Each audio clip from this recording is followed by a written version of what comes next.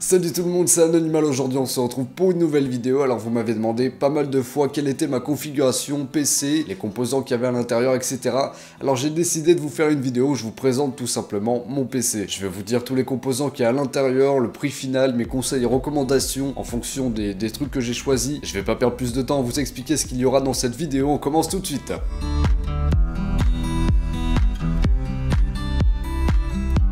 Au niveau de la carte mère qu'il y a dans ce PC, j'ai choisi une carte mère chez Gigabyte, la 990XA UD3. Comme je m'y connais pas vraiment en matière de carte mère, j'ai choisi celle-ci sous les conseils d'amis et d'abonnés qui s'y connaissaient beaucoup mieux que moi. Et pour tout vous dire, j'en suis vraiment pas déçu, tout fonctionne très bien avec cette carte mère, donc je vous la recommande vraiment. Au niveau du processeur, j'ai choisi AMD tout simplement parce que c'est beaucoup moins cher qu'Intel. Je rentre pas dans la guerre de qui est plus performant que qui, je voulais une config plutôt low cost et assez puissante, donc je me suis naturellement tourné vers AMD. Donc dans mon PC, il y a un processeur FX 8350 avec 8 cœurs, cadencé à 4 GHz et overclockable jusqu'à 5. C'est un très bon produit, mon PC n'a jamais planté avec, je vous le recommande aussi. Pour refroidir ce processeur, j'ai choisi un Pure Rock de chez Be Quiet, tout simplement parce que le produit était pas très cher, silencieux et il faisait bien le taf. Be Quiet est une marque assez reconnue, donc j'ai pas pris de risque à ce niveau-là. La carte graphique est une DualX R9 280 de chez Saphir, 3 Go, etc. Mais si je devais vous conseiller une carte graphique, je vous conseillerais la même en 4 Go. Elle est pas beaucoup plus chère et vous permettra de faire tourner un petit peu mieux les jeux. Celle-ci fonctionne très bien, mais si vous avez envie d'enregistrer vos parties avec Fraps,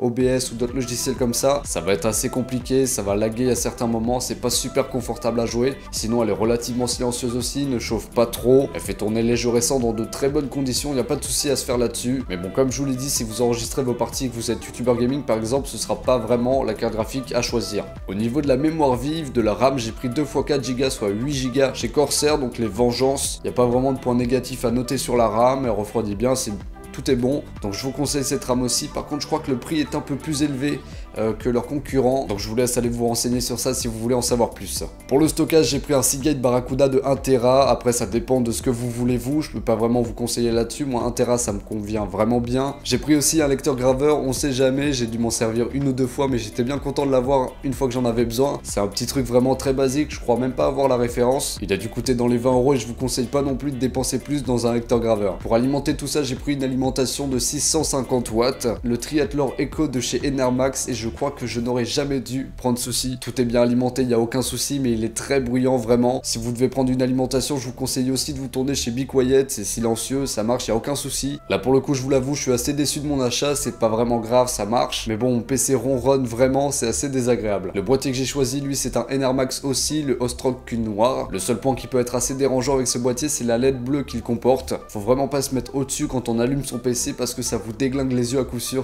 À la limite ça fait un peu crade, mais mettez un petit bout de scotch dessus pour atténuer le truc. Sinon mettez-le bien sous votre bureau, comme ça vous voyez carrément pas la LED. Moi c'est ce que j'ai fait. Là le PC est complet, je vous ai tout dit, et si vous prenez exactement les mêmes composants que moi, vous en aurez environ pour 700 € si vous faites le montage à la main et que vous avez déjà Windows ou un autre OS. Si ça n'est pas le cas, il vous faudra dépenser entre 150 et 200 € pour que quelqu'un fasse le montage à votre place. C'est une option que vous avez par exemple sur le site Top Achat. Je crois que Windows va environ 100 € et l'option de montage 75, donc vaut mieux monter son PC soi-même, ne prenez pas peur, c'est vraiment simple. Il vous suffit de regarder 2-3 tutoriels sur YouTube juste avant de monter votre PC, ça ira très vite. J'avais jamais monté de PC avant, j'ai regardé 2-3 trucs sur internet et puis j'ai pu monter mon truc tranquillement, donc ne vous en faites vraiment pas, c'est pas compliqué. Voilà, j'espère que cette vidéo vous a plu. Si vous voulez, je vous mets directement le lien du Configomatic où il y aura tous les composants, etc.